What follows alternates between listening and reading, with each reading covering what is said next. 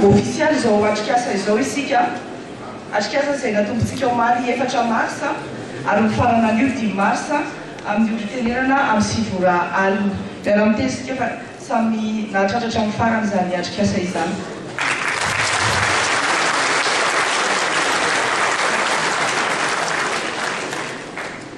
ary dia andray an'Andriamatoa Prime Ministre lehiben'ny gouvernement isika amarana amin'ny fomba official izao atrikasa natrehantsika eto izao Andriamatoa Prime Ministre lehiben'ny gouvernement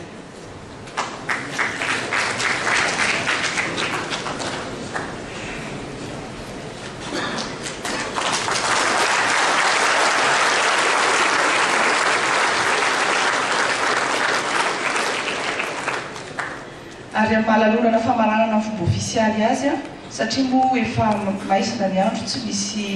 fisafona miaramila intsony eo ivelany eo dia ataontsika ny hira-pirenena eo am-pitsanganana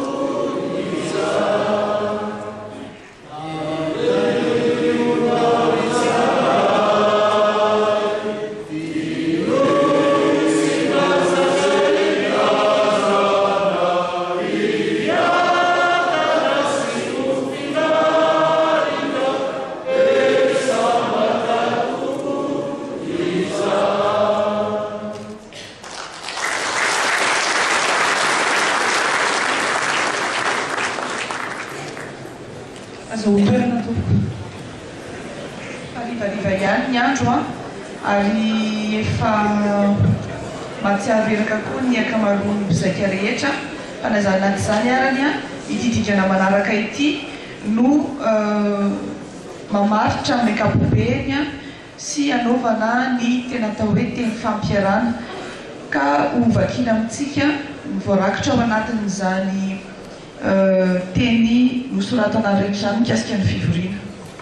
Andriamatoa Gasy anao makiazy to fanarahana politika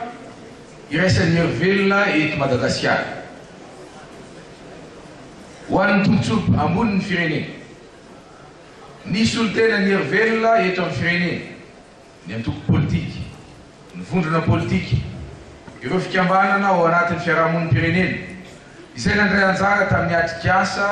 teny fampiarana no tanterahana teto amin'ny centre de conférence internationale Ivato ny 4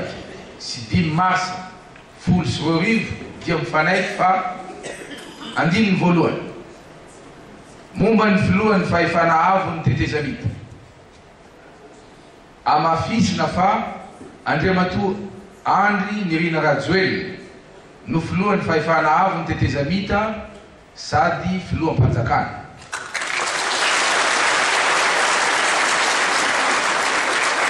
andininy faharoa momba ny gouvernementan'ny firaisam-pireneny ny tetezamita atsangana ny gouvernementan'ny firaisam-pirenena misokatra amin'ny hery-velon'ny firenena ka ny filohan'ny fahefana avo ny tetezamita no manendy ireo mpikambana mandrafitra azy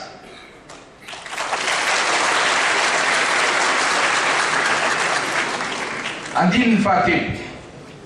ny fionam-be-pirenena ho tanterahana ny fionam-be-pirenena andraisan'ireo hery-velon'ny firenena rehetra anjara izay amaritra ireo foto-kevi-dehibe momba ny volavolan-dalam-pandroenana famafankeloka fehezan-dalàna momba ny fifandraisana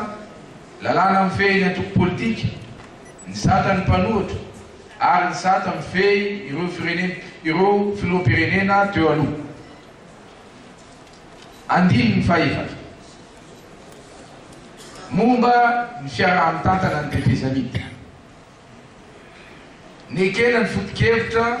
ny amin'ny siny rafitra samihafa iaraha-mitantana ny tetezamita, izay ahitana ny herivelon'ny firenena nandray anjara tamin'ny atrikasa teny fampiarana sy ny antoko na vondrona politika ary ny fiarahamonim-pirenena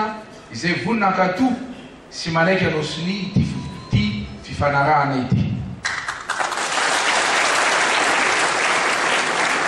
Andininy fahatiny,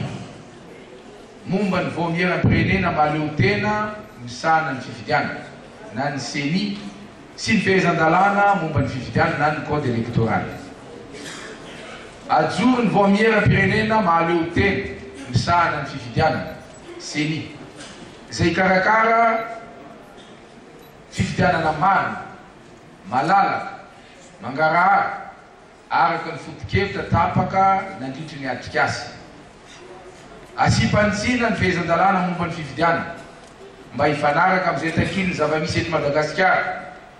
fiarahamonina, toetrandro, fifandraisana sy ny sisa sy hanaja ny fenitra ara-demokratika iraisam-pirenena. Andininy fahaenina, momba ny antenimiery andalam-panorena.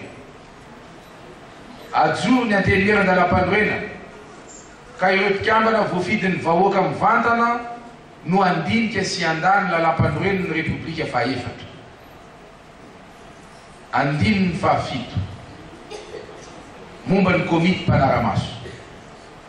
Atsangana ny komity mpanaramaso ireo hevitra tapaka nandritry ny atrikasa teny ifampiarana. Andininy fahavalo sady fara, momba ny faharetan'ny tetezamita. Ny tetezamita dia tsy tokony ohatra ny farany taona. Natao teto-pivato androany 10 marsa 10 sy 20.